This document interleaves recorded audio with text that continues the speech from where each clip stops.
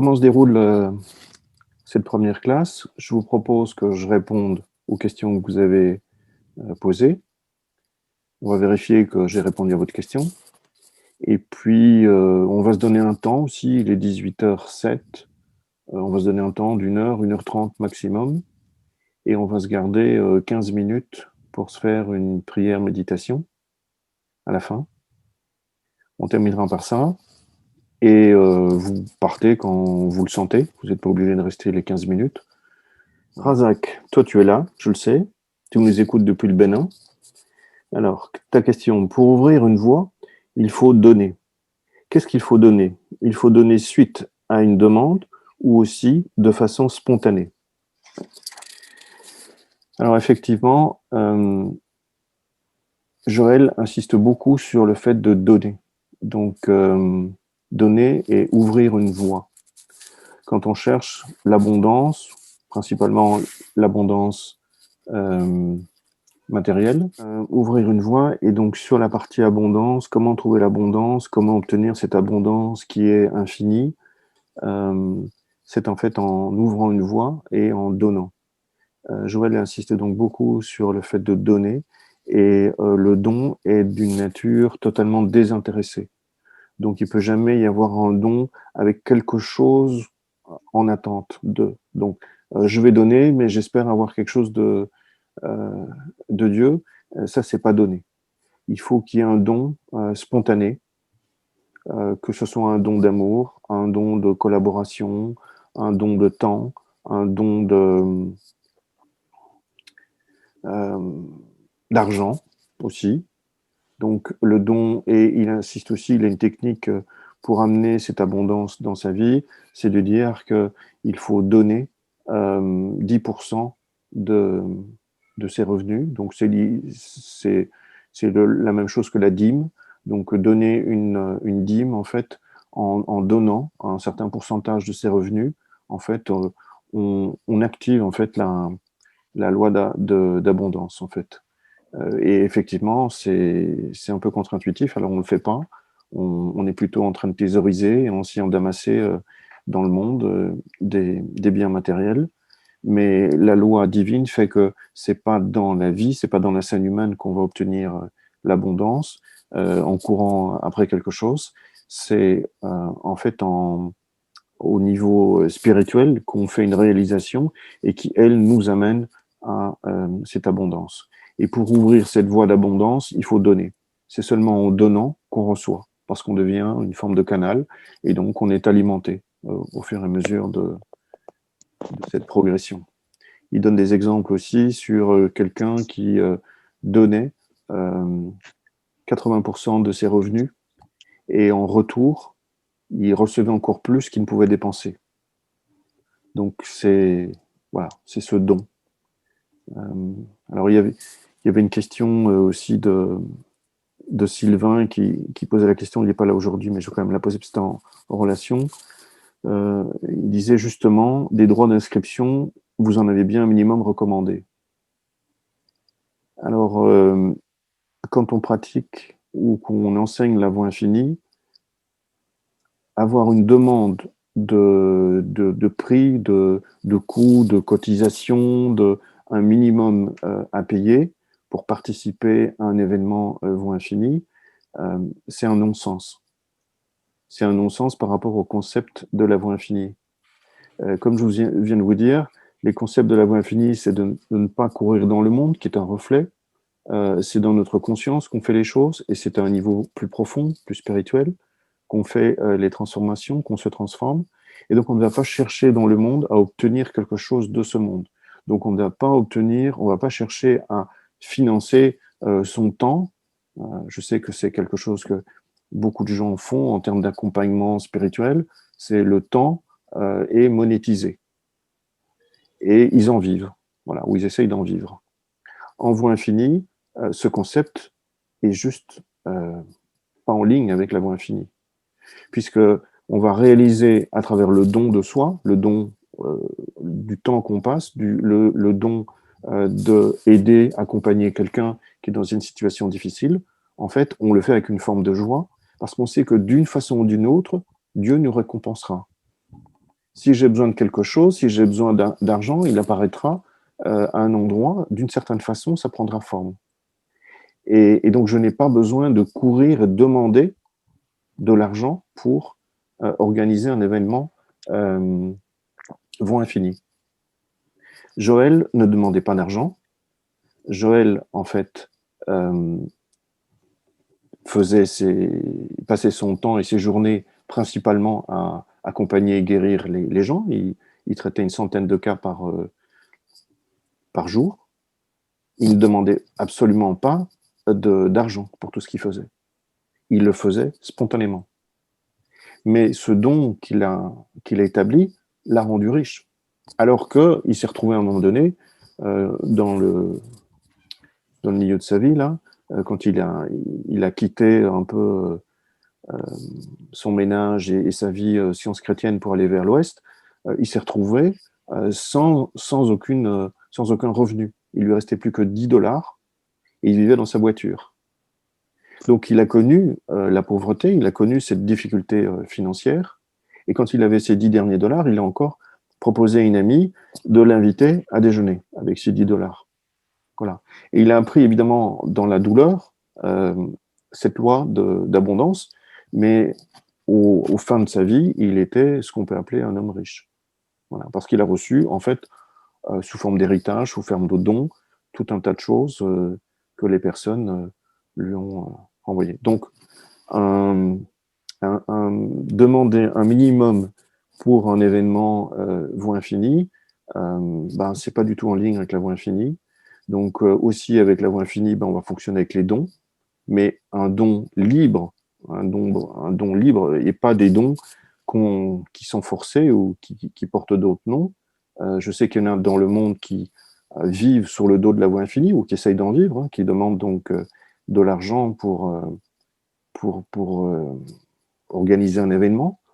Bon, il y en a qui font ça, mais pour moi, ceux qui demandent un prix ou qui demandent un don obligatoire, alors il y a une noble cause ou une soi-disant noble cause qui est cachée derrière et qui sert d'excuse.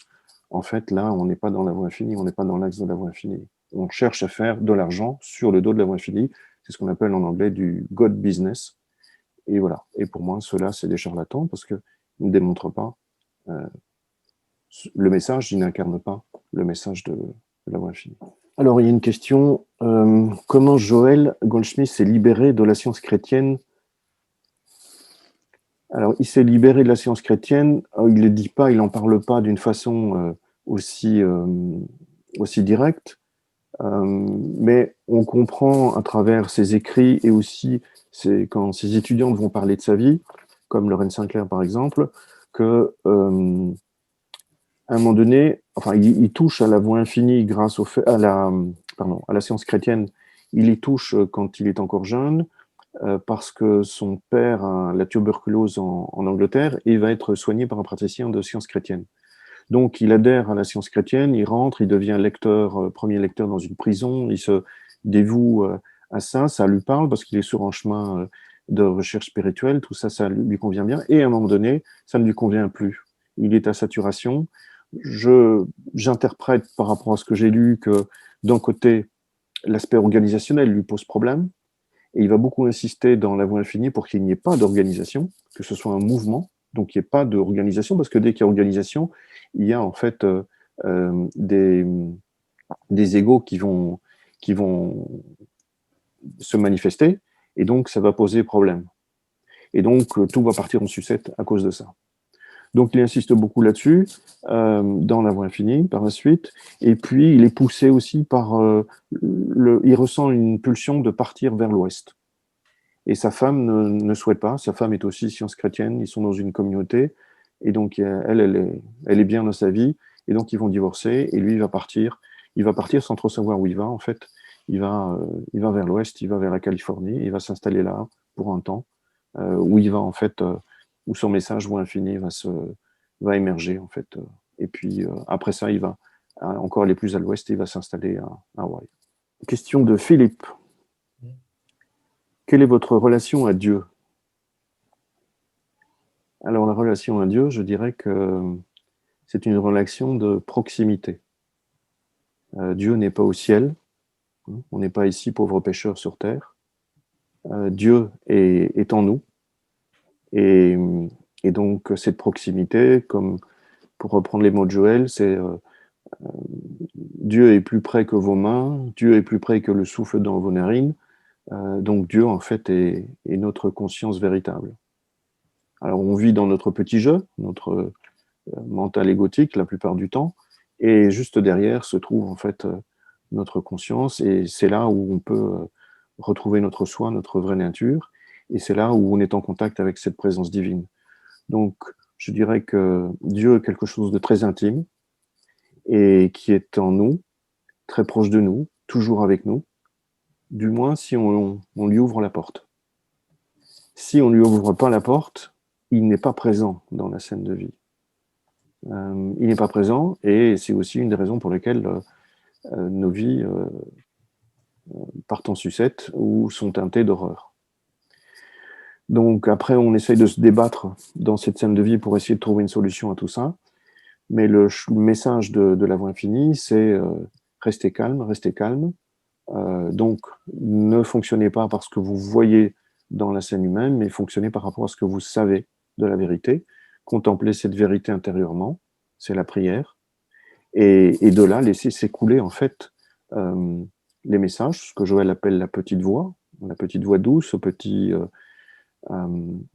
message qui est reçu et qui nous demande à un moment donné de faire une chose, une impulsion, mais qui n'est jamais un plan organisé, qui est toujours lève-toi, fais ci, fais ça, ou pense à ça, ou voilà, il y a quelque chose qui s'enclenche. Et donc, c'est le canal intuitif, en fait, qui fonctionne et qui permet d'établir cette communication, cette union de plus en plus consciente avec Dieu. Alors, ça va prendre du temps, ça prend du temps. Comme Joël dit, les fruits, les premiers fruits arrivent assez vite, mais c'est la pleine réalisation qui prend du temps, qui tarde. Et c'est celle-là qu'on veut évidemment obtenir très rapidement, mais il faudra du temps pour y arriver parce qu'il va falloir transformer sa conscience. Ça change par le point de regard doit changer, donc ce qu'on appelle la métanoïa chez les Grecs. Le point de regard change, et puis c'est un travail intérieur en fait d'affinage, de légèreté, de douceur, de réalisation et d'incarnation en fait de ce qu'on réalise. Et en incarnant ce message, petit à petit, on s'écarte d'une vie dirigée par le mental. Et donc, il y a sur ce chemin des bénéfices qui arrivent, on s'en rend compte, ce qu'on appelle les guérisons au sens large, que ce soit sous forme de synchronicité ou autre, et on ressent ces effets de... Voilà, et ça donne envie d'aller évidemment de plus en plus sur le chemin et de continuer. Voilà Philippe, est-ce que j'ai répondu à ta question? Oui, concrètement, disons, ouais, disons, par rapport à cette petite voix, comment elle te guide Ben, concrètement, c'est pas une voix déjà, ouais. c'est quelque chose de très silencieux. Euh, c'est plutôt des mots qui s'impriment dans ta conscience, un peu comme un telex, quoi. Voilà. Si je peux, mais c'est pas une voix qui te parle. Tu peux Euh, donner un exemple ou disons, ben, les exemples, euh, comme j'ai déjà donné, c'est par exemple tu es dans un embouteillage, tu es coincé, ça fait déjà 1 heure que tu es embouteillé, que tu as fait 100 mètres en 1 heure, et pour toute la ville est bouchonnée, et tu t'obstines, en fait, à dire je vais aller par là. Voilà. Parce que c'est logique d'aller par là, parce que j'habite juste par là. Donc je dois aller par là, c'est logique. Et je m'obstine, voilà. Et je reste coincé dans l'embouteillage. Et puis de dire, ben, d'une façon pratique, c'est de dire, je m'en remets à lui. Et Inch'Allah, dis-moi par où je dois aller. Je me remets à toi. Tu attends un peu. Et puis ça dit, fais demi-tour. Alors là, attends, j'ai passé 1 heure pour faire ce chemin, et là, ça me dit de faire demi-tour. Ben, c'est ton choix, c'est ton libre arbitre, de dire, ben, je reste, je m'obstine, ou j'apprends à écouter cette petite voix. qui parfois peut être l'imaginaire aussi. Hein. Donc, Ouais. l'imaginaire n'est pas le canal intuitif. Donc, on apprend à s'exerçant sur ces petites choses-là de la vie pratique, on apprend en fait à discerner la petite voix de l'imaginaire qui est notre ego qui utilise un autre canal pour passer.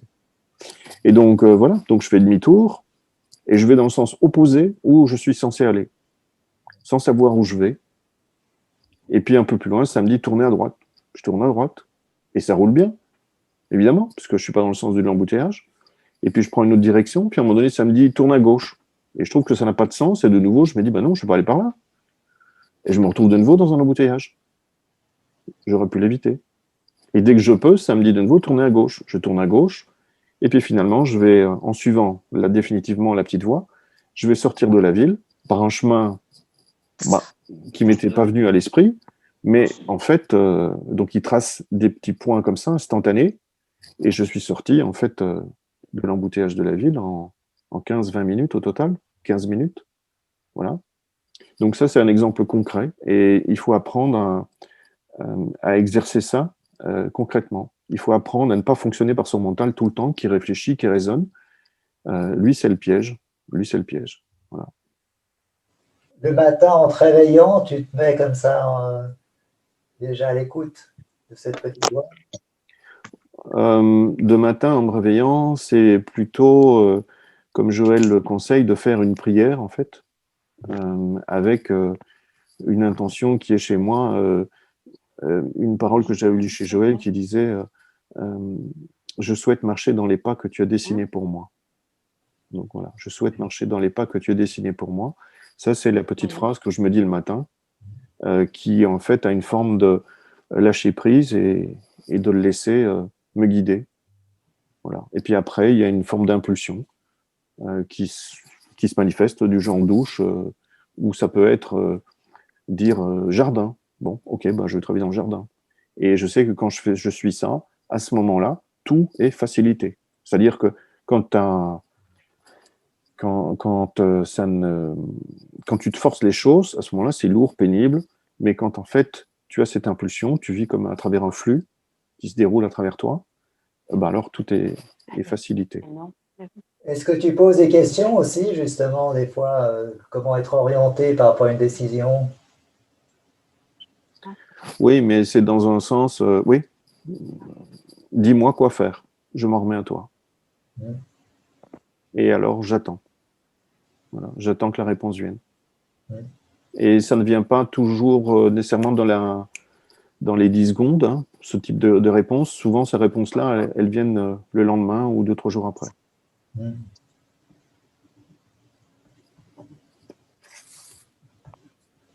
Ça va? J'ai répondu à ta question de base?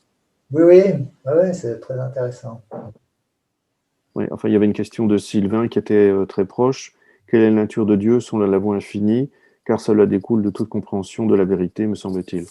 Voilà, donc les religions professent un Dieu qui est au-delà, pour lequel en fait il faut se comporter bien pour obtenir des faveurs. Voilà, et si on a une vie avec souffrance et autres, c'est parce on est puni, entre guillemets, on est dans le péché, bazar. Donc le côté moralisateur, ça c'est les messages des religions qui n'ont pas compris en fait, même si elles se disent chrétiennes, elles n'ont pas compris le message de Jésus où quand il dit c'est pas moi qui fais toutes ces choses, c'est le Père en moi. Donc le Père est bien en moi, hein, il n'est pas au ciel, il est en moi, il est en chacun de nous. Et le message de Jésus aussi, quand il insiste, quand il fait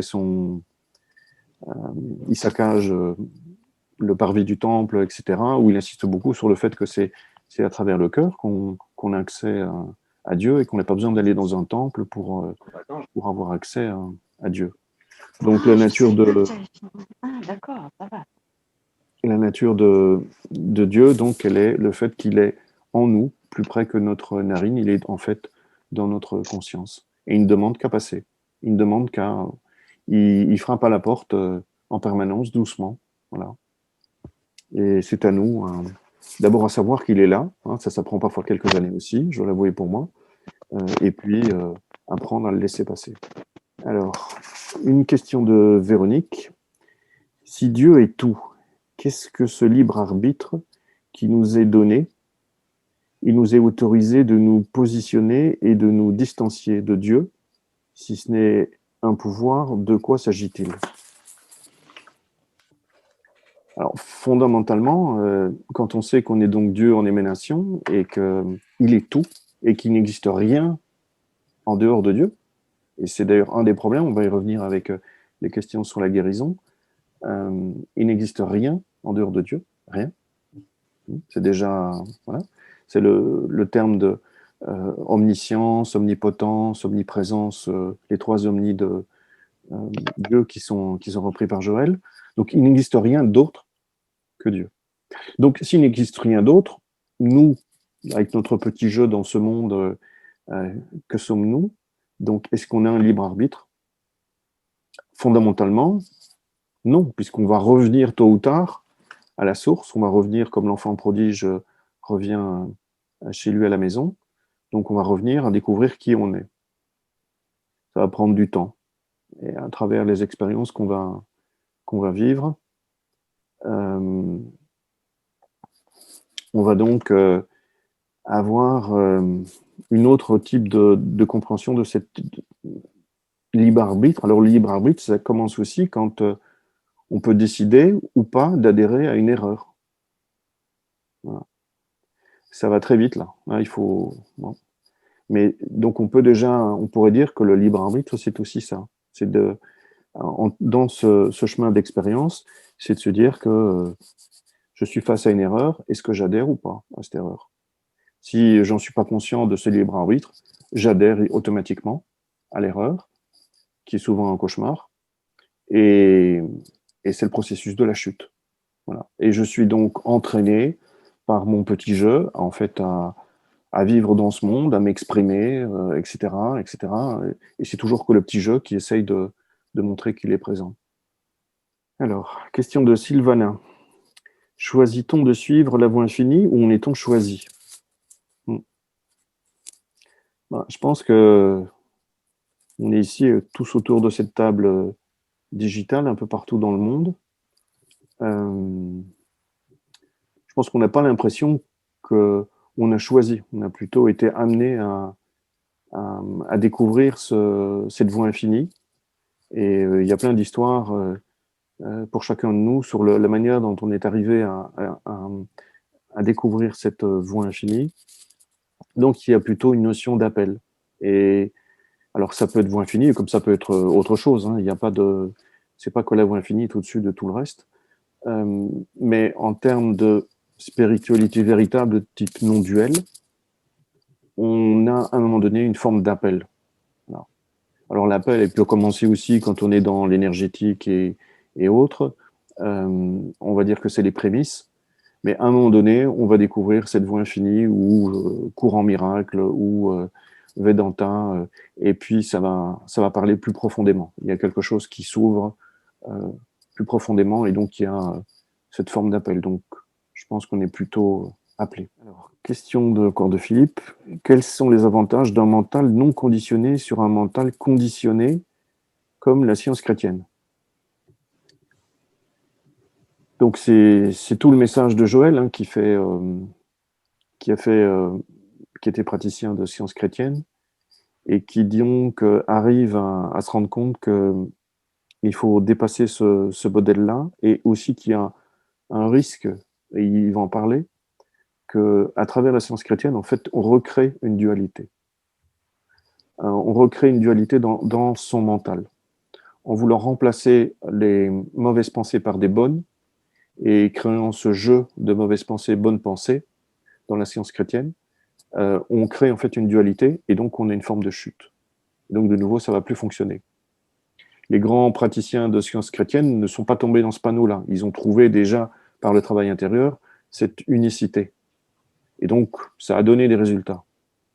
Mais la science chrétienne, quand elle se répand à l'époque de Joël, visiblement, ça commence en fait à glisser par là. Peut-être aussi avec l'effet de...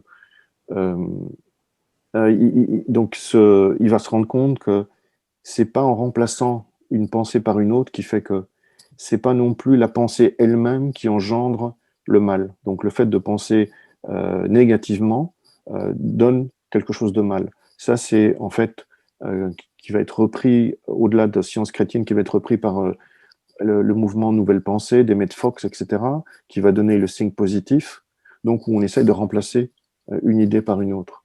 Et on pense que c'est l'idée elle-même qui génère le mal. Dans le message de Joël, c'est plutôt de dire j'adhère à une pensée erronée.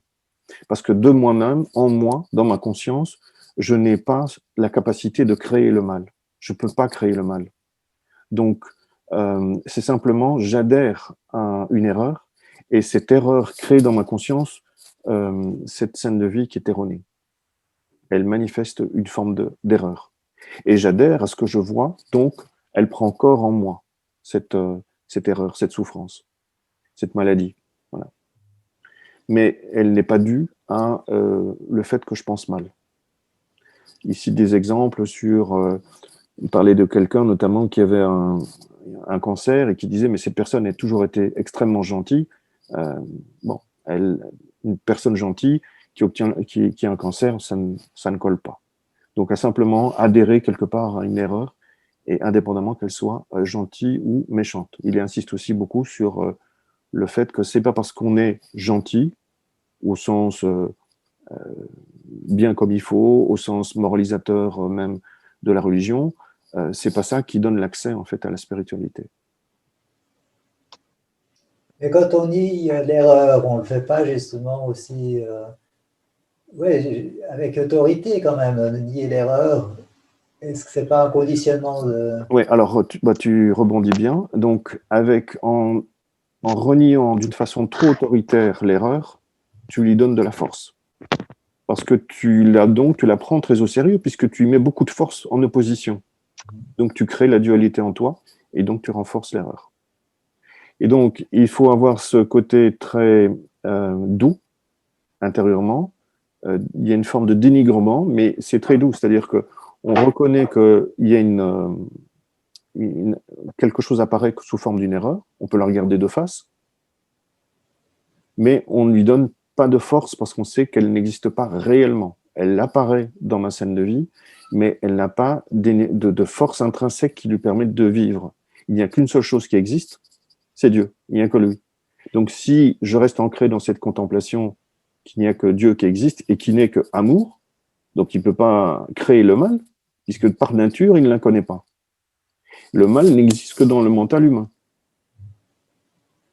Donc si je reste ancré dans cette vérité, autrement dit, je me connecte, et à ce moment-là, il y a dissolution de l'erreur, rapide ou progressif, suivant le travail qu'on va accomplir. Pourtant, Jésus, quand il chasse, disons, plusieurs fois, il parle avec autorité justement à la maladie. Jésus-Christ Oui. et la fièvre, c'est ça, par exemple, ou à la tempête. Justement, il y a une tempête et puis il dort dans la barque. Et puis là, il parle avec autorité. Mais c'est aussi parce qu'on le réveille que la tempête se calme. Et donc c'est la parabole de dire qu'il faut se réveiller pour que les événements qui partent en sucette autour de nous se calment. Donc il faut obtenir ce calme, et c'est le réveil. Après, je pense qu'aussi, il reste un homme. On le voit comme fils de Dieu, Dieu le Fils, etc. Moi, je le vois plutôt comme un prophète. Donc, un homme comme nous, mais qui a fait un chemin fantastique.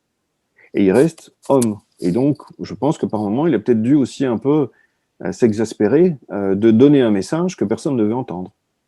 Mais après, il n'essaye pas d'être enfin, à mon sens, il n'essaye pas de convaincre trop les gens. Il leur parle, et puis il s'en va. Il s'en va et il les laisse décider eux-mêmes. Pourquoi Joël est resté franc-maçon alors que l'ésotérisme des rituels, j'ai eu dans un livre qui en parle, je suis assez choqué. Alors oui, il est resté franc-maçon jusqu'à la fin de sa vie, mais il n'était pas actif. Donc c'était plutôt comme un cercle culturel, voilà. Il n'était pas actif. Il était invité dans des loges pour parler, pour répandre son message, comme il était invité aussi dans des synagogues ou dans des églises, enfin, peut-être un peu moins là, mais en tout cas, il n'était pas très actif. Voilà. Mais il est resté effectivement, jusqu'à la fin. Alors, il y a Robert, mais il n'est pas là, qui avait une question sur l'approche de l'intrication de l'univers relatif avec celui de l'absolu. Bon, en fait, il n'y a pas de, on ne parle pas en ces termes-là dans la voie infinie, dans l'enseignement de Joël. On peut dire que, si je reprends les phrases de Joël, c'est tout est en nous. Hein, donc, l'avion qui va s'envoler, qu'on va prendre, est compris pour qu'il arrive à bon port. En fait, c'est pas l'avion, c'est l'avion, il se trouve en nous. Et donc, c'est notre conscience de la sécurité en nous qui crée un avion qui va être complètement safe sur le vol. Donc, et sur le relatif et absolu, eh bien, on va en parler à travers le petit jeu et le grand jeu. Le grand jeu étant l'absolu, le petit jeu étant le relatif. Alors, une question de Karine. Comment comprendre que la matière est seulement un rêve, qu'elle n'existe pas? Eh bien, Karine, moi je te dirais que par expérience personnelle, c'est seulement avec l'obtention d'une guérison que je suis arrivé à réaliser que ce n'était qu'une image. Avant ça, même en l'ayant lu, je ne l'avais pas réalisé. Ce n'est pas quelque chose qui était ancré en moi. C'était quelque chose que j'avais lu, auquel j'adhérais, en termes de concept, mais ça reste intellectuel. Par contre, quand vous obtenez une guérison, et il y en a qui sont très rapides, hein, c'est du genre 10 secondes, 15 secondes, c'est comme si il n'y a pas raccord. Il y avait une image qui se déroulait, une histoire qui se déroulait, et subitement, ça prend une autre tournure. Toujours très agréable, plus agréable, tellement agréable qu'elle est merveilleuse. Et ce décalage soudain est très surprenant. Et cette augmentation de merveilleux, soudain, est vraiment quelque chose qu'on n'a pas l'habitude dans notre vie courante de voir. Comme on n'en a pas l'habitude, quand on en a une première, même si c'est une petite et qu'on a un petit doute, bon, ça commence. Et puis quand on a une vraie grosse, alors là, il n'y a plus photo. On l'a senti, on l'a vu. Et c'est là qu'on se dit, finalement, mais ce n'est que une image, une matrice, comme dans le film Matrix, hein, une image qui se compose en 3 dimensions. C'est une virtualisation en 3 dimensions et dans lequel on peut jouer avec nos 5 sens. Mais pour moi, c'est seulement quand on a senti un décalage d'image très fort qu'on a compris que c'était qu'une image. Avant ça, ça reste intellectuel. D'accord, merci. Alors, on va rentrer dans une question sur la pratique. Comment passer de la connaissance intellectuelle des principes de la lettre de vérité à la perception intérieure et spirituelle de ces principes? Question de Sylvain qui n'est pas là avec nous.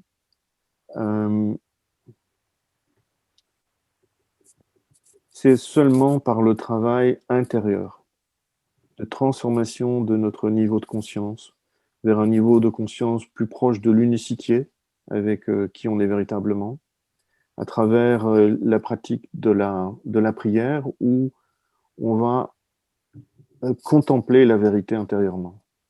Et contempler la vérité intérieurement, c'est pas des images, ça c'est l'imaginaire, c'est plutôt réaliser ce qui est véritablement. Et c'est seulement par ce travail de méditation-prière que on a des bulles qui vont en fait devenir plus naturelles. Et cette transformation de conscience va à ce moment-là induire une transformation d'incarnation, de comportement. Des choses pour lesquelles on ne va plus adhérer. Voilà, ça c'est déjà une première transformation. Et puis on va réagir aux événements d'une autre façon. On va réagir aux relations avec les autres d'une autre façon. On ne mettra plus notre petit jeu en évidence, en exigeant des choses ou en souhaitant exprimer des choses. Ou, voilà, on sera plus cool, beaucoup, beaucoup plus cool.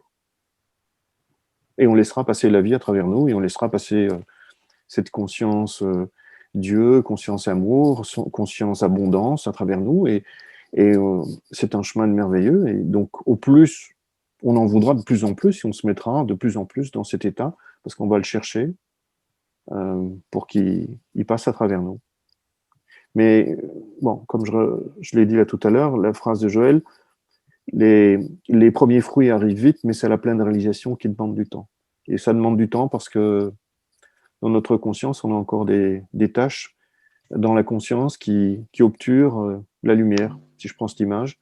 Et ces tâches, elles manifestent des ombres portées dans notre scène de vie. Voilà, alors il faut un peu aller décoller nos tâches dans la conscience qui nous empêchent ce sont nos croyances erronées, en fait, qui nous empêchent d'adhérer à la pleine réalisation. Et donc, il faut du temps pour aller décocher ça. C'est ce que dans le Vedanta ou dans l'hindouisme, ils appellent les vasanas. Donc, il faut aller les nettoyer. Alors, le message de Joël, c'est de ne pas être psychologique, de ne pas se focaliser sur le psychologique, c'est de rester toujours ancré sur la réalisation de Dieu, de travailler ça tout le temps, tous les jours, pour qu'en fait, chercher Dieu premièrement et tout le reste vous sera donné par surcroît. C'est ça son message. Richard, qui n'est pas là. Quel est le moyen rapide pour se laisser une transparence divine et voir seulement son royaume être au rendez-vous? C'est toujours la même chose. On veut que ça vienne vite. On est en aspiration de ce royaume de Dieu, ce jardin d'Éden, que ce soit pour des guérisons, pour l'abondance ou pour le merveilleux de la vie. Mais ça va prendre du temps. Ça va prendre malheureusement du temps. Et Joël revient là-dessus aussi en disant n'espérez pas que ça vienne très très vite. Pour lui, qu'on considère déjà comme, on le met déjà un peu sur un piédestal vu que le parcours qu'il a accompli, mais quand il parle de sa propre expérience, il parle de 8 ans pour y arriver. 8 ans. Et quand il dit 8 ans, c'est pas en lisant un livre de Joël. C'est 8 ans de prière, méditation, jour et nuit. Voilà. Il a cette volonté-là d'y aller. Donc, c'est quelque chose qu'il faut entretenir en soi, ce désir, ce vrai désir de continuer, en fait, d'avancer sur ce chemin. Il faut entretenir ce désir. Si on ne l'entretient pas, on s'essouffle. Et il faut sortir de la lecture ou des cassettes de Joël. Il insiste déjà beaucoup de son temps. Il a déjà rencontré le problème que ses étudiants sont très attirés par ses cassettes ou ses livres, très en attente de ses envois. Donc, il envoie une lettre tous les mois. Et en fait, on lit, on écoute, on lit, on écoute, on lit, on écoute. Mais en faisant que ça, on reste dans le mental. Et son message, c'est de dire, laissez tomber, ne vous accrochez pas à ça. Il faut dépasser ces livres. Et donc, il faut travailler intérieurement. Donc, prier, méditer et pratiquer. Donc, incarner ce qu'on comprend de plus en plus. Voilà, c'est un chemin de progression. Et donc, tant qu'on ne se met pas sur cette pratique de prière, méditation et pratique d'incarnation dans la vie, juste à lire, rien ne viendra. Oui, ce sera intéressant, ça va vous faire waouh. Mais ça va s'effacer. Ce qui vous aura fait waouh un jour, 3 jours après, vous vous en souviendrez plus. Donc, le fameux mesmérisme charnel, esprit charnel, dans notre mental, il aura tout effacé. Donc, pour enraciner cet enseignement, il faut pratiquer. Comme n'importe quelle discipline spirituelle. Si vous allez faire du bouddhisme, même chose, il faudra aussi une discipline. Quel que soit le chemin que vous choisissez pour vous dévoiler spirituellement, il y aura de la discipline. Et la voie infinie n'y coupe pas. Donc, juste écouter, non. Alors, c'est comme aller à une conférence et puis écouter à une autre conférence. Et de conférence en conférence, c'est intéressant. Mais qui dit que c'est intéressant? Le petit jeu. Ouais, alors, bon, Simone, tu avais à peu près la même question. Comment peut-on avoir la conscience de Dieu d'une manière plus durable? Je ressens sa présence en moi, mais elle me semble fugitive. Ben, c'est toujours enraciné, cette pratique. C'est déjà bien si le ressenti est fugitif. C'est déjà très bien. C'est déjà, je pense, une étape importante. Mais il faut simplement continuer. Continuer. Et continuer sans y mettre de force. Toujours dans une approche très douce. Il faut être très doux avec soi-même, en soi-même. Tout ce qui est avec force va casser ou créer la dualité, créer l'opposition, C'est aussi comme ça qu'on peut arriver à un moment donné à avoir un burn-out spirituel. Hein, donc, dire j'en peux plus de ces lectures, ça me tape sur la tête. En fait, c'est le mental qu'on a gavé en fait de lectures spirituelles et ça sature à un moment donné. Donc, alors on laisse tomber, puis on y revient.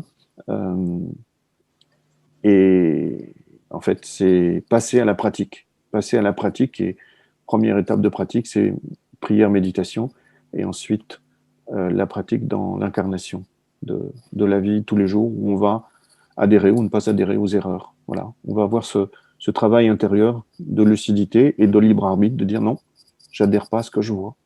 Je n'y adhère pas.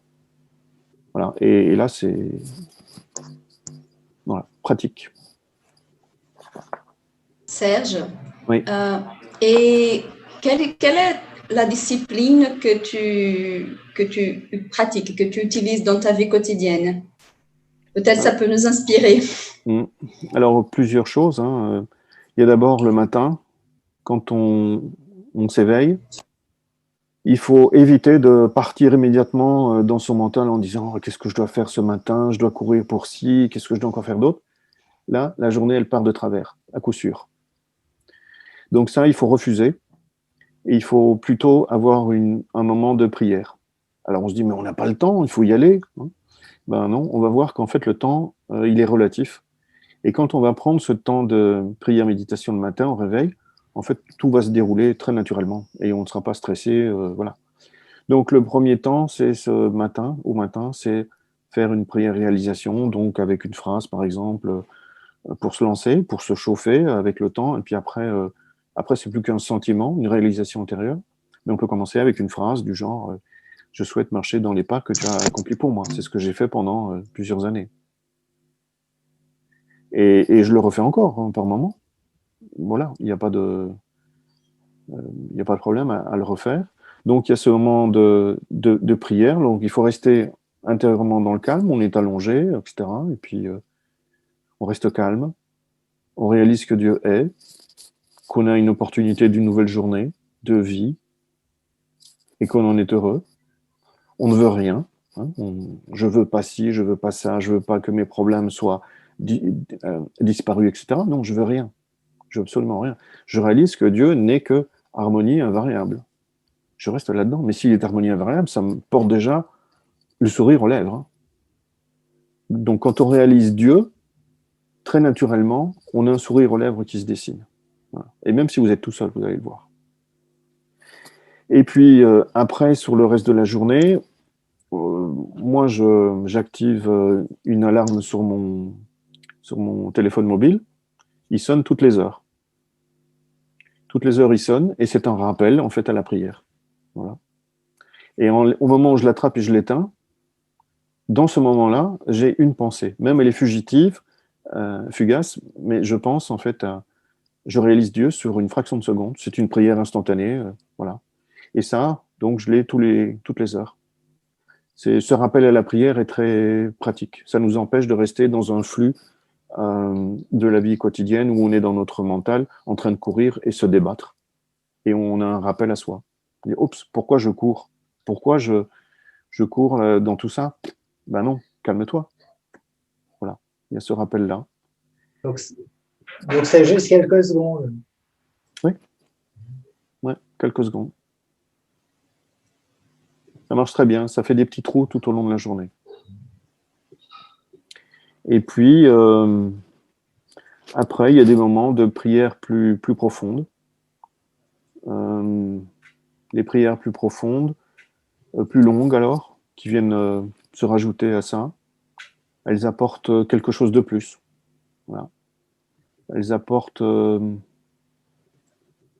bien-être, une plénitude intérieure, où on sent cette complétude, on sent la présence, où il y a ce sentiment de présence de Dieu, mais où il y a surtout une émotion de complétude, on ne veut plus rien, on a besoin de rien. Et même dans une prière très réussie, en fait, je ne sais plus parler.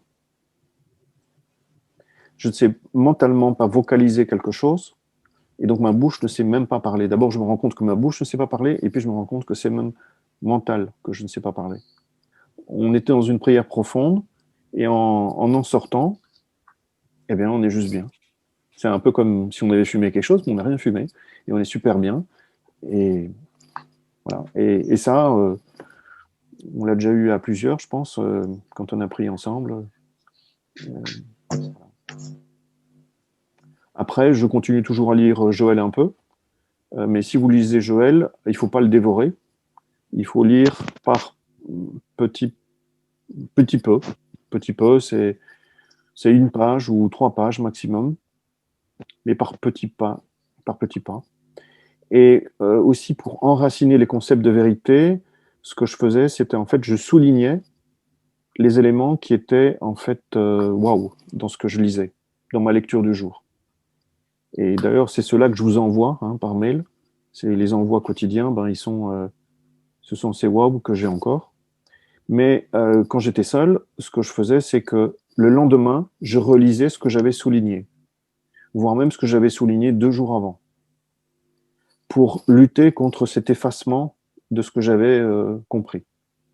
Et mieux enraciner les concepts dans mon mental d'abord. Il faut que le mental accepte les concepts, les comprenne et les retienne, les mémorise pour après passer dans une réalisation. Donc il y avait une forme de relecture rapide de mes soulignés de la veille ou 2 jours avant, et ensuite je continuais ma lecture de 1 à 2-3 pages de plus. Voilà. Et puis après ça, c'est quand on est face à la tentation de l'erreur, et là, les maladies, bobos, les embouteillages, les semblants de crise, même relationnels, enfin voilà. Après, là, c'est incarner ce que vous avez compris, donc ce qui s'est marqué en vous. Vous allez donc vous comporter en fonction de ce que vous savez de la vérité et plus en fonction de ce que vous faites habituellement, humainement. Là, il faut une forme de courage, d'oser. Je vais oser faire autrement que ce que je faisais d'habitude. Parce qu'en fait, le mental, il est conditionné, donc il répète souvent, quand il ne trouve pas une solution, il va répéter quelque chose qu'il a dans sa mémoire, il va chercher, et c'est souvent maladroit comme approche. On est souvent maladroit pour les autres en faisant ça. Par contre, quand on est à l'écoute de cette petite voix intérieure ou de cette présence, en fait, il donne les mots à dire, et on les dit. Et ça touche alors mieux que ce qu'on aurait pu dire depuis son mental. Voilà en résumé. Merci. Ah bah tu avais encore une question, Simone. Comment vaincre le monde, être dans le monde sans être du monde, quand le quotidien nous pousse vers l'illusion des sens? Bon, on tourne toujours autour de ce sujet-là.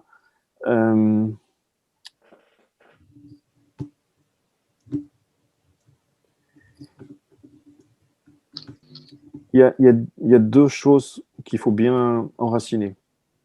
Première chose, il n'existe rien d'autre en dehors de Dieu. On va y revenir sur les guérisons, mais il n'existe rien d'autre. Et voilà, ça c'est 1. Et 2, pour revenir plus à ta question, c'est qu'on vit, comme il est dit dans la Bible, par la chair. Alors, on le comprend habituellement quand on vit par la chair, plaisir de la chair et aspect moralisateur religieux. On ne vit pas comme on n'est pas bon chrétien. En fait, c'est pas du tout ça. Ce côté moralisateur qui est poussé par les religions de se comporter bien n'est pas spirituel. Ouais, je sais, bon. Et en fait, c'est quoi vivre par la chair? C'est en fait vivre par les effets ou par la forme. Donc, ma vie se déroule devant moi sous une certaine forme avec des effets. Si je fonctionne en fonction de ce que je vois, donc des effets, j'agis en fonction de ces effets, alors je suis dans cette vie, je vis par la chair. Parce que ce mot chair, comme le bras de chair chez Isaïe, que Joël reprend souvent, c'est pour dire c'est juste un morceau de viande sur la table. Ça n'a rien, ça n'a pas de vie par elle-même. Donc vivre par la chair, c'est vivre par la création et pas par le créateur. C'est vivre par la fait et pas par la source. C'est vivre par la forme et pas ce qui a créé la forme. Et tout le message, ça va être de se recentrer sur le créateur, la source, etc. Vivre par ça. Et donc, ça va être, quand on dit ne pas vivre donc par la chair, et donc par la forme, ça va être de ne pas haïr les choses, les gens qu'on voit, ne pas détester, ne pas aimer non plus, ne pas aimer. Donc, on va devoir nettoyer les parties, on va dire, plutôt négatives, hein, de ne pas détester des choses, ne pas avoir peur d'abord. Hein. D'abord, il y a la peur qu'il faut nettoyer, ne plus avoir peur de rien.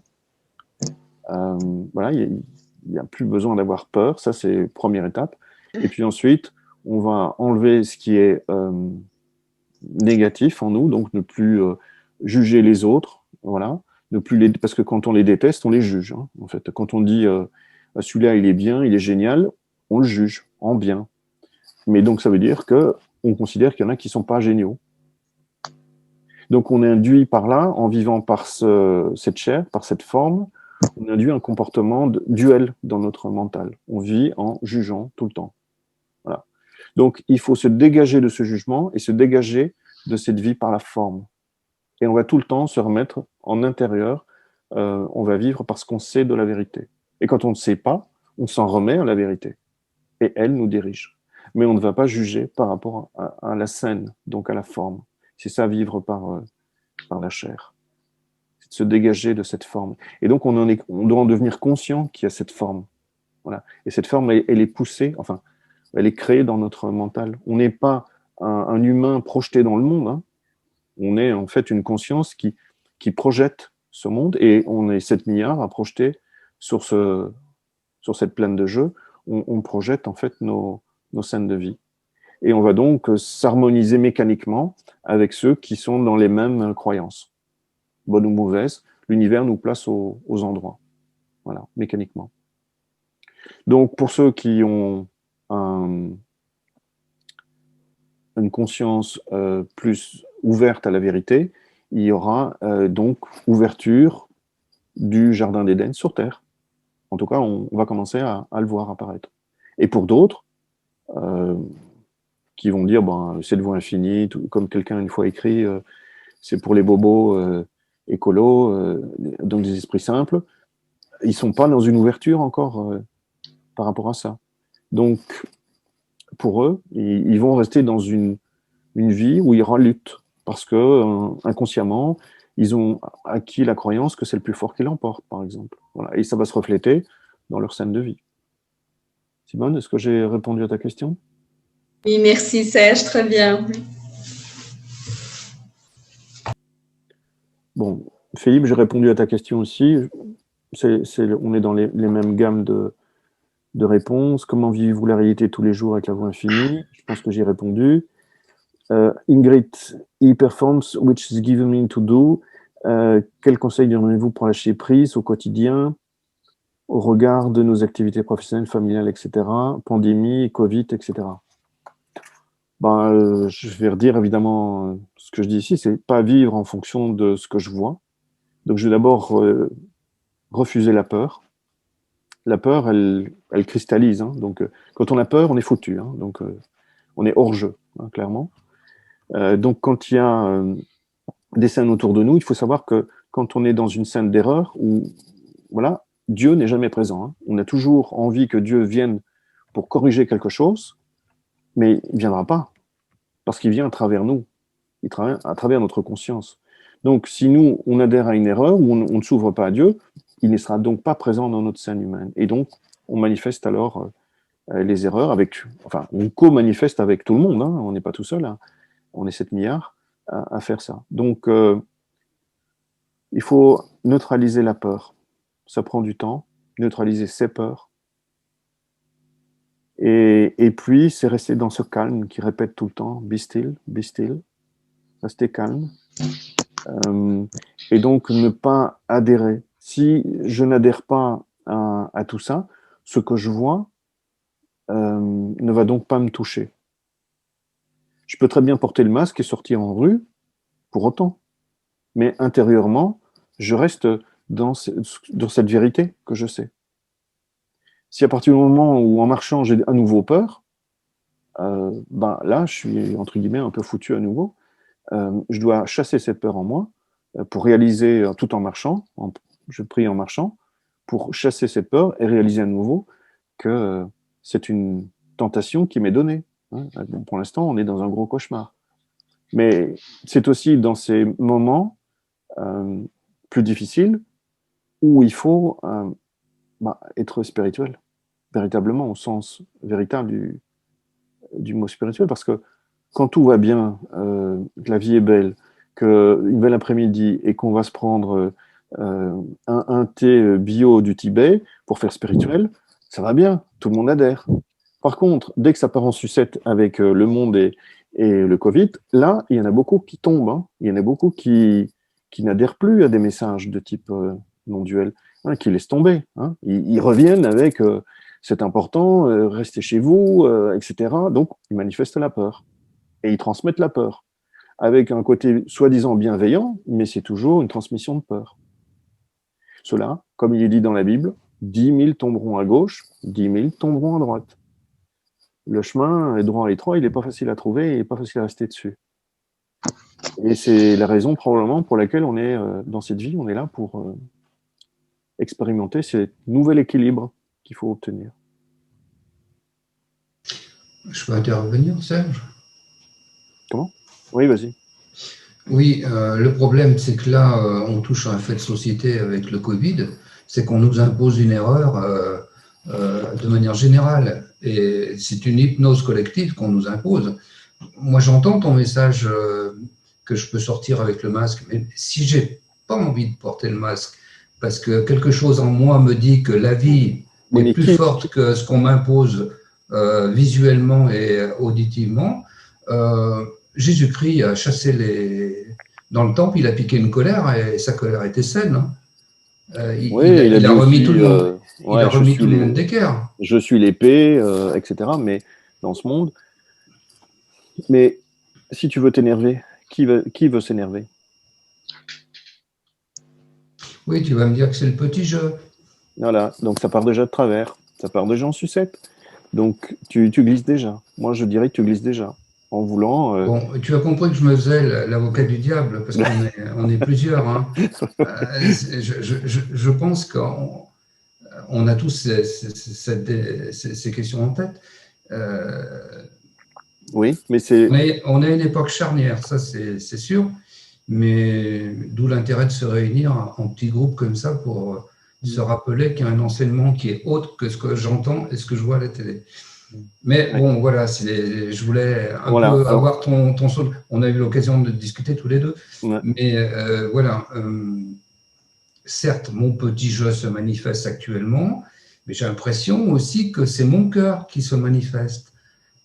Oui, mais apprends à bien discerner. Hein. Pose-toi plusieurs fois la question de qui. Moi, personnellement, en ce début de semaine, quand je vois un enfant de 6 ans masqué, c'est mon cœur qui parle. En tant que père, si j'avais des enfants, je ne l'accepterais pas. Mes enfants sont grands. Et voilà, je sais, on va me dire, c'est encore le petit jeu. Pas sûr. Il y a quand même le cœur qui rappelle que l'humain doit être justement dans l'humain. Si il n'y a que Dieu, il n'y a pas la maladie et Dieu. Donc, je n'ai pas besoin de me battre contre cette maladie si je réalise qu'il n'y a que Dieu. Si il ne peut pas y avoir Dieu et ce masque, Dieu et la maladie, Dieu et le vaccin, il n'y a que Dieu. Donc, peu importe que, voilà, moi, je mets le masque. Pourquoi? Pour ne pas effrayer les autres. Parce que quand je ne le mets pas, les autres dans la rue sont effrayés. Ils ont déjà peur, ils courent déjà comme des zombies, mais ils ont encore plus peur de croiser quelqu'un qui ne porte pas le masque. Et je pense que moi, je l'aborde dans le sens de je ne vais pas rajouter une couche d'agitation dans un mental humain déjà très agité. Au contraire, il faut plutôt l'apaiser. Apaiser. Et donc, si tu suis le chemin du cœur, ce sera toujours un chemin d'apaisement et jamais de révolte, à mon sens. Parce que par ta réalisation, tu vas changer les choses en toi et autour de toi. C'est Jésus avec la femme qui lui touche la robe et qui est guéri. C'est pas la robe qui a guéri la femme. C'est le fait que la conscience de Jésus étant réalisée, l'erreur ne peut pas s'approcher de lui. Donc, quand une erreur sous forme d'une femme malade arrive, c'est corrigé. Il n'en est pas conscience, lui. Mais elle, voilà. Donc, c'est ça qu'il faut aujourd'hui être dans ce moment trouble, c'est devenir des justes, comme il est mis dans la Bible. Bon, trouver un juste dans la cité, hein, et on sait que c'est pas facile à trouver. Bon, j'accélère un tout petit peu parce qu'il y a encore des questions. Il y a une question de Sylvain sur qu'est-ce que la réalisation véritable de la présence? Est-ce que c'est manifeste par une sensation, finalement un effet? Comme Joël, il n'y a plus de place en nous pour l'égoïsme, la jalousie, la méchanceté. Comment vulgariser la présence en d'autres termes? Oui, alors en fait, c'est vrai qu'en la présence, il n'y a plus d'égoïsme, etc. Mais pour arriver à ressentir la présence, il faut justement enlever tout ce qui est égoïsme, méchanceté, etc. Et c'est par là qu'on arrive en fait au ressenti de la présence. On ne peut pas, en étant un humain très égocentrique, très virulent, etc., ressentir la présence de Dieu. Ça ne va pas être mécaniquement pas possible. Donc il va falloir se calmer, neutraliser ces pulsions de méchanceté, etc., pour arriver à ce calme qui permet de toucher en fait la présence. Pardonner. Oui, Philippe? Oui, pardonner, se pardonner et pardonner. Oui, oui, voilà. Oui, c'est vrai. Je l'avais en tête et tu me le rappelles. Donc, Jésus, on insiste beaucoup sur le pardon et Joël revient aussi, pardonnez, pardonnez, pardonnez. Donc, pardonnez vos ennemis, il revient avec ça tout le temps. C'est facile de pardonner un ami, et pardonner un ennemi, c'est plus difficile et c'est en fait ce qu'il faut faire. C'est pardonner et ça va introduire le sujet de la guérison. On ne peut pas passer à l'étape de guérison, à la capacité de guérir, si on n'a pas pardonné, si on n'a pas le cœur en paix. Si on n'est pas arrivé à se pardonner ou à pardonner ses ennemis, on n'ouvre pas la porte de la guérison. Alors là, on arrive sur les questions sur la guérison. Expliquez-nous ce qu'est la guérison au sens où l'emploie Joël Goldschmidt. Qu'est-ce qui la distingue dans la méthode de ce qu'on appelle les techniques dites alternatives énergétiques? Voilà, je vais regrouper les questions sur la guérison parce que la réponse sera sur l'ensemble. Il n'y a que Dieu en manifestation. Pourquoi voyons-nous des corps malades? Question de Michel. La peur et la maladie, point de vue et concept par la voie infinie. Sylvain, peut-on guérir avec la voie infinie ou est-on mieux d'aller voir un médecin? Philippe et Simone, j'aimerais comprendre davantage la prière et son pouvoir de guérison. Comment dois-je pratiquer? J'ai l'impression d'avoir une très fine voile sur mes yeux. Je n'arrive pas encore à l'enlever complètement, mais je sais que la prière peut faire cela. Comment? Bon. Donc, la guérison ne va s'obtenir, cette capacité de guérir ne va s'obtenir que dans la proportion où on atteint une conscience, une unicité de conscience avec le divin. Donc, si on reste dans un mental égotique, égocentrique, avec plein d'animosité, etc., n'espérez pas prier. Si là, vous dites, je dois me guérir, il faut guérir, machin, on pédale dans la smoule, ça ne donnera absolument rien. Absolument rien.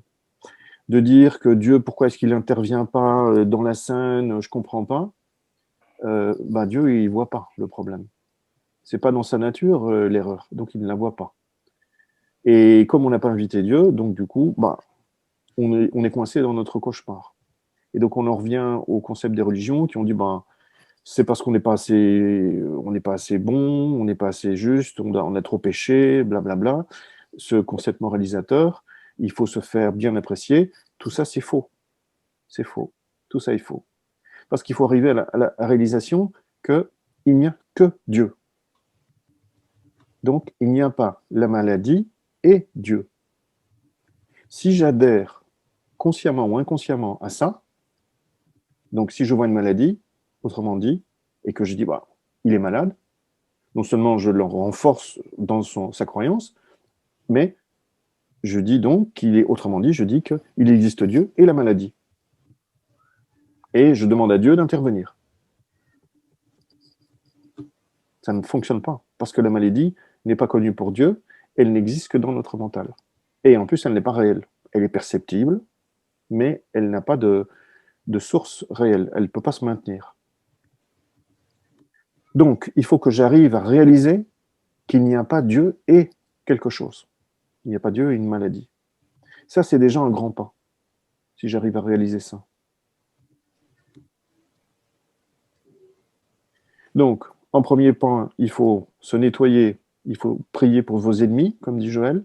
Donc, nettoyer toutes les animosités que vous avez envers quelqu'un. Il faut nettoyer votre conscience. Pardonner, sincèrement. Deuxièmement, prendre conscience qu'il n'existe pas quelque chose et Dieu. Il n'existe que Dieu. Donc, du coup, vous vous remettez dans une unicité, parce que vous avez créé un monde duel dans votre esprit. Hein. Donc, voilà, vous allez revenir sur un élément central en vous, sur une unicité avec le plan divin. 3, c'est de ne pas donc courir dans le monde à travers les effets, donc ne plus juger par ne plus détester ou ne plus aimer les choses. Donc, ne plus détester ou ne plus aimer, c'est une forme de renonciation à l'expression du petit jeu, hein, parce qu'il aime bien juger en disant j'aime beaucoup, je like, j'aime pas, je lui dis, voilà. Et donc, il y a une forme d'acceptation que tout est bien. Et que tout est comme ça. Alors, si même je détecte une forme d'erreur, je n'en veux pas. Hein, je n'en veux à personne. On va arriver alors au concept d'impersonnalisation du mal, de l'amour infini, c'est-à-dire que personne ne nous a apporté la maladie. Hein. Personne n'est... bon, parce que quand on est envers quelqu'un, on le pointe du doigt en disant « il est la source de mon problème ». Donc, ça aussi, en priant pour ses ennemis, on neutralise, mais on arrive à la compréhension en plus qu'il y a une impersonnalisation du mal. Le mal n'est pas la fonction d'une personne. Elle ne veut pas du mal. Elle nous apparaît en tant que, mais ce mal est impersonnel par sa nature. Il est dans le mental humain. Et si je le réalise, si je réalise donc un effet de guérison, je vois le comportement de cette personne changer automatiquement. Donc, cette impersonnalisation du mal et cette néantisation du mal. C'est-à-dire qu'il a une apparence, mais il n'existe pas réellement. Il est perceptible, mais il n'existe pas réellement. Et il sera, pour moi, réel tant que j'adhère à ça, tant que j'adhère à ce concept. Il me sera de plus en plus réel. Donc, en termes de souffrance, en termes de ressenti, etc., de côté pénible. Donc, je dois me détacher de ça par ces différents moyens pour réaliser qu'il n'existe que Dieu et que l'erreur, elle n'est que dans mon mental. Alors, je partage cette erreur avec d'autres. Hein.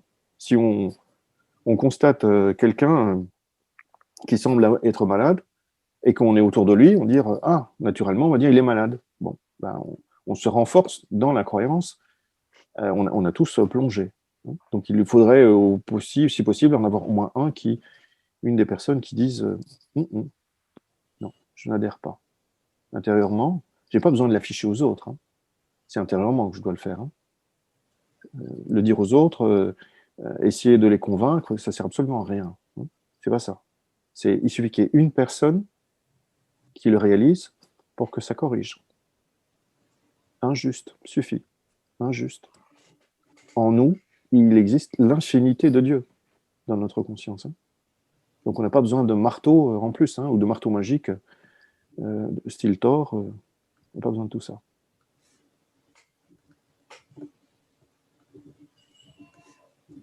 Voilà, donc il faut être conscient surtout de ces dualités qu'on crée. Et on crée cette dualité en adhérant à l'idée qu'il existe Dieu plus une maladie. Donc du coup, je suis coincé. Je crée ma propre dualité comme dans Sciences chrétiennes, ils ont aussi créé ces formes de dualité. Et donc, il faut s'éviter de se créer ces dualités. Il faut donc être en alerte intérieurement par rapport à ça. Ça demande un temps et voilà.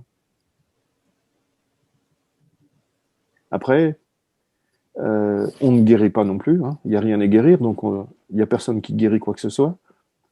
C'est simplement la grâce qui nous touche, qui nous fait changer notre réalité intérieure, et ça se manifeste extérieurement pour nous et les gens dans notre conscience. Dans notre conscience. Donc, autrement dit, ceux qui sont dans notre environnement proche, mais ça peut aussi être à distance si des personnes sont avec nous en conscience. Et donc, Joël explique que quand il guérit à distance, en fait, c'est par le fait qu'il y a une personne qui demande à Joël de dire, voilà, est-ce que vous pouvez m'aider? C'est par ce chemin, dans la conscience, qu'il y a un chemin qui s'établit. Et donc, quand il va prier, il va en fait retoucher cette personne automatiquement, voire d'autres. Il y a des cas, par exemple, où il cite, il y a un cas où il prend un avion et il y a une femme malade dans l'avion. Bon, la femme malade ne va pas lui... voilà, mais il sera en prière et cette femme va quand même en bénéficier aussi. Et à la descente d'avion, elle sera guérie. Mais donc voilà, comment il explique comment il guérit à distance, c'est par la personne qui demande, qui établit le contact. Voilà. Parce que sinon, quand on prie, eh bien, ça va là où ça a besoin d'être. Voilà. Donc cet apport de lumière va là où il y a de l'ombre.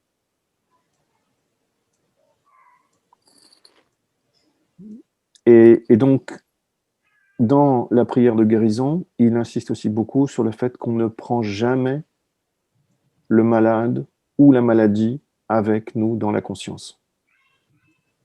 Alors ça, c'est aussi au départ quelque chose de difficile, hein, parce que quelqu'un parle d'une maladie, et voilà. Et en fait, le praticien, lui, il ne doit pas écouter. Et parce que s'il écoute et qu'à un moment donné, il dit « Ah bon? Ah oui ?» alors il adhère à l'erreur. Donc, résultat, il ne sait pas guérir. Donc, il doit vraiment rester le plus vite que possible en contemplation intérieure de la vérité. Et il ne prend, à travers ce mouvement intérieur, il ne prend donc pas la maladie ni le malade avec lui dans sa conscience. Voilà. C'est comme ça que Joël explique comment il a appris à guérir les gens et comment il les guérissait tout au long de ses journées.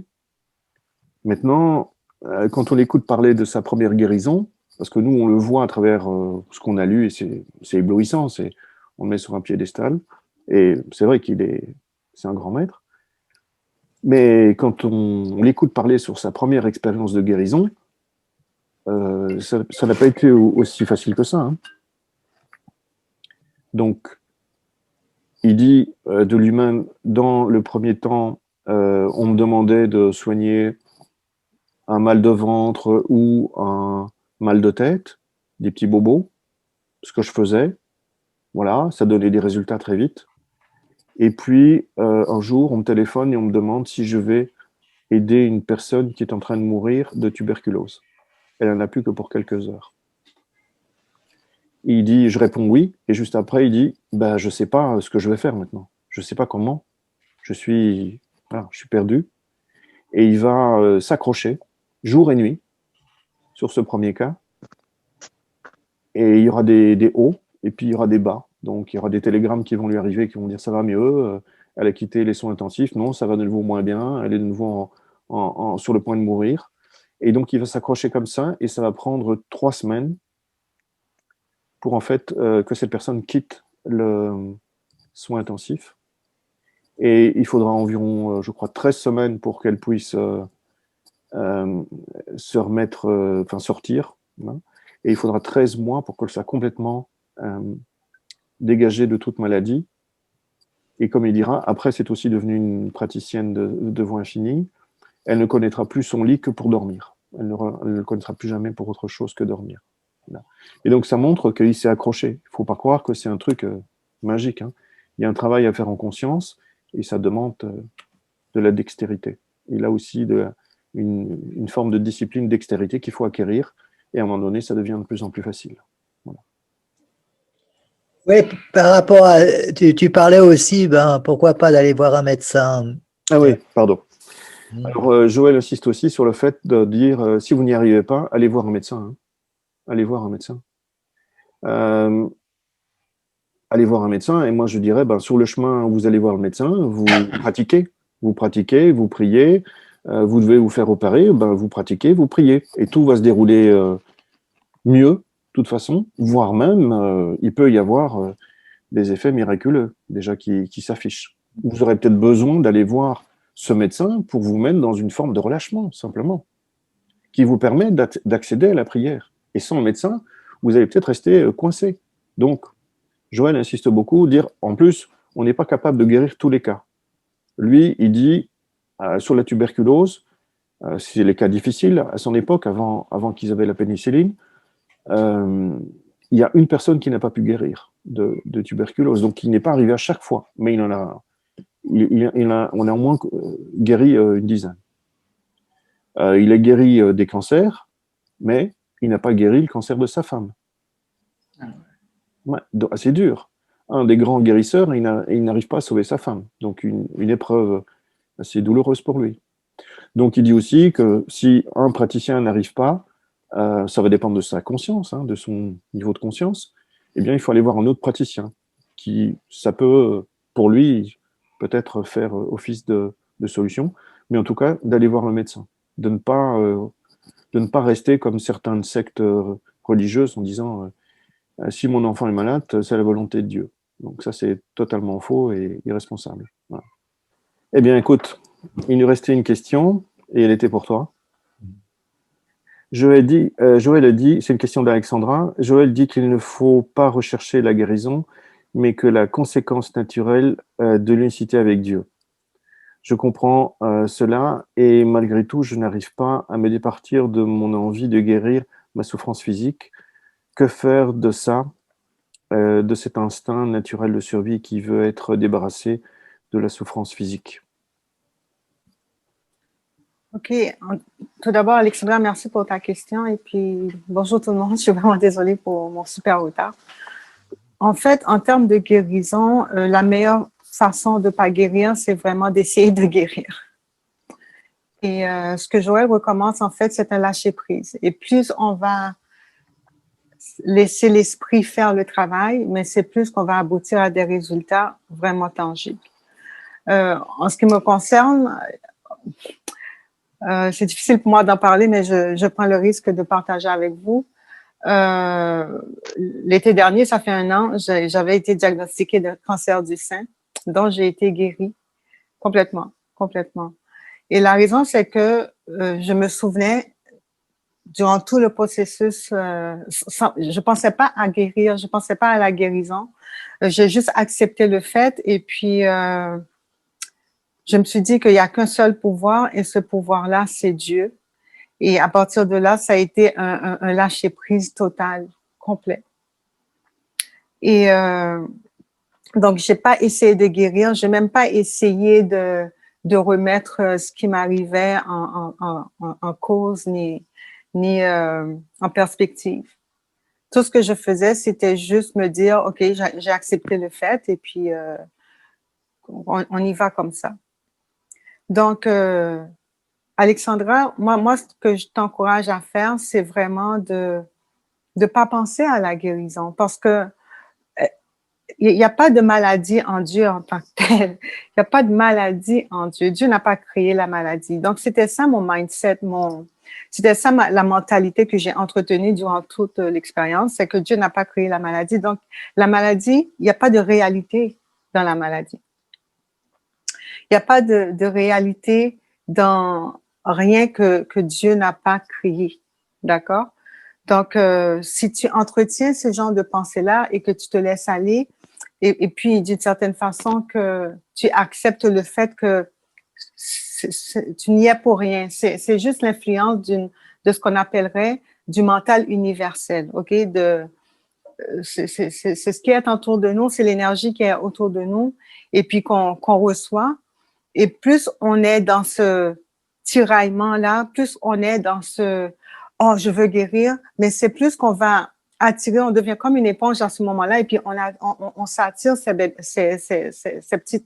petits emmerdements. Donc, l'idée, c'est en fait de pas y penser. On est malade et puis on se dit « ah, OK, là, je suis malade, bon, d'accord ». Mais on n'essaie pas de résister à ça non plus. On résiste pas à la maladie, on résiste pas à ce qui nous dérange. On lâche prise, on se remet complètement à l'esprit, à Dieu, et puis on entretient en soi l'idée que il y a pas de Dieu n'a pas créé la maladie, donc la maladie ne peut pas être réelle et elle ne peut pas non plus être réelle dans notre expérience. Mais comment y arriver? C'est facile à dire, mais en fait, en termes de pratique, c'est pas évident. À ce moment-là, comment moi je l'ai survécu, je suis passée au travers, c'est que c'était dans la méditation. J'étais tout le temps dans la méditation.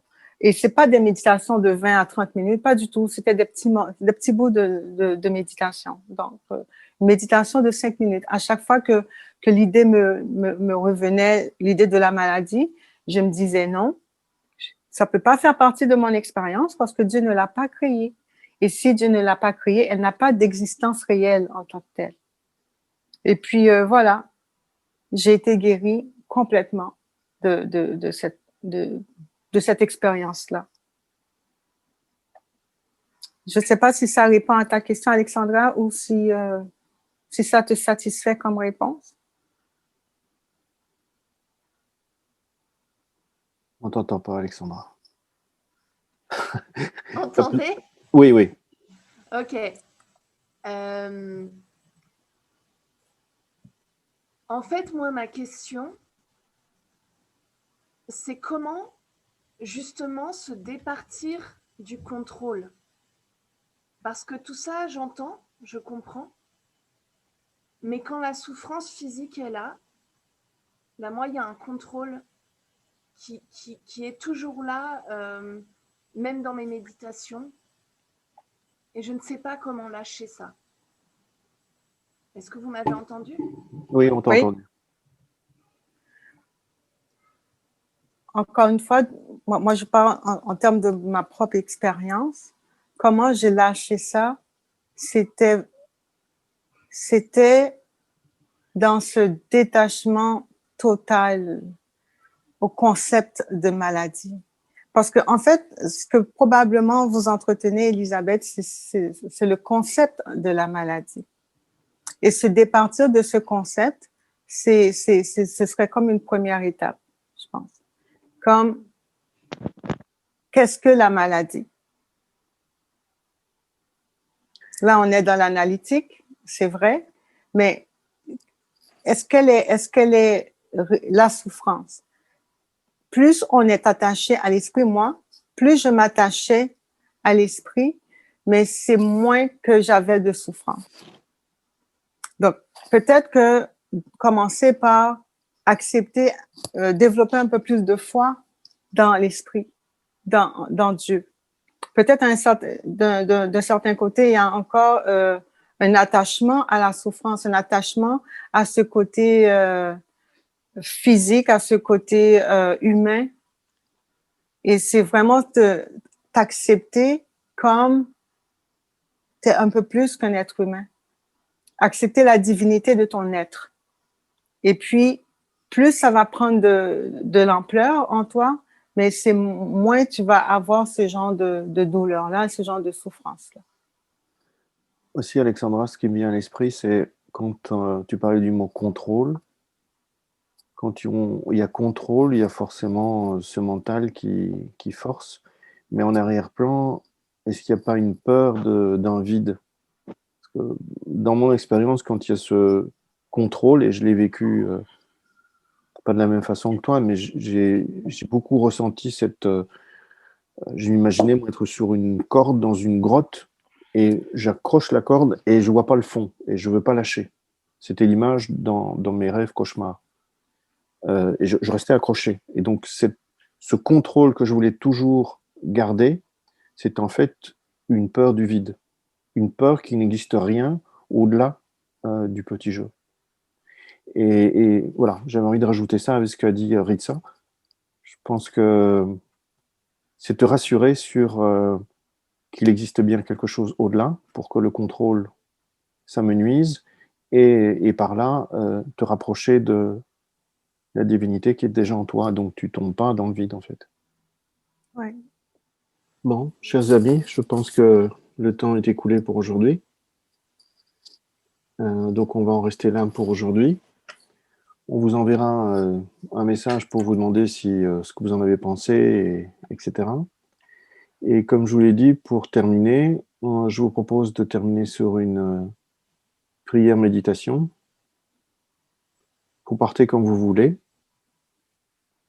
Donc on va rester en ligne quelques minutes ensemble.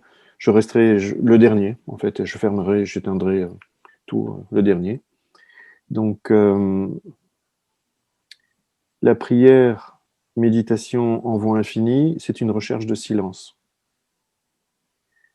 Donc il n'y a pas de musique, hein, c'est très austère, hein, il n'y a pas de musique, il n'y a pas de chant, on n'essaye pas de transcender quelque chose, il n'y a pas de transe et de phénomènes comme ça. Au contraire, on va chercher plutôt le silence, le calme, le silence, de plus en plus profond, pour toucher à cette présence. Et donc, ça peut paraître austère au départ, mais après, en fait, par la pratique, on se rend compte qu'on n'a pas besoin de musique, qu'on n'a pas besoin de rien, en fait. Il n'y a qu'à y aller à plonger. Donc, pour faire ça en quelques minutes, je vous dirais aussi, si vous démarrez, gardez les yeux ouverts, vous aurez un meilleur contrôle de la situation. Après, quand vous savez, vous pouvez faire yeux ouverts, yeux fermés, mais souvenez-vous, faire des prières plusieurs prières par jour, quand vous marchez, quand vous attendez le bus, etc. Ben, comme Ritsa disait, plusieurs petits instants, vous ne pouvez pas fermer les yeux quand vous prenez le bus ou vous marchez, hein. Donc, il faut le faire les yeux ouverts. Donc, ça marche très bien. On a un bon contrôle parce que les yeux fermés, on part plus vite dans l'imaginaire. On se fait un trip. On se fait un trip intérieur. Mais ça peut avoir des ressentis et tout, mais c'est pas encore la prière. Donc, restez les yeux ouverts, entrouverts, laissez votre regard baisser. Ne regardez pas en haut, ne regardez pas trop en bas, laissez-le tomber, laissez-le baisser. Vous pouvez fermer doucement les yeux si vous le sentez, et vous réouvrez quand vous avez besoin de contrôle. Enfin, contrôle, j'entends éviter de glisser dans l'imaginaire. Voilà, donc on peut respirer quelques fois, calmement. Si on a le mental agité, en suivant notre respiration, on va volontairement ralentir notre respiration, ça va calmer notre mental. On atteint une première zone de calme. Et ensuite, on va aller vers le silence. Donc, je vais faire silence, mais le silence est au-delà de la bouche. Le silence est dans l'arrêt des idées qui foisonnent dans notre mental. C'est ça le véritable silence. Donc, on va autrement dit dépasser notre mental égotique et on va se mettre dans notre conscience. Et là, on ne voudra rien, on restera simplement en silence, en contemplant ce qu'on sait de la vérité. Prenez une phrase qui vous convient, prenez un concept de Dieu, prenez quelque chose qui vous parle pour vous lancer, et après le concept se dissoudra et vous resterez dans cette présence. Si vous en sortez, vous revenez, tout simplement, sans vous faire des scénarios, j'ai glissé, machin, vous y revenez juste naturellement, dans le calme.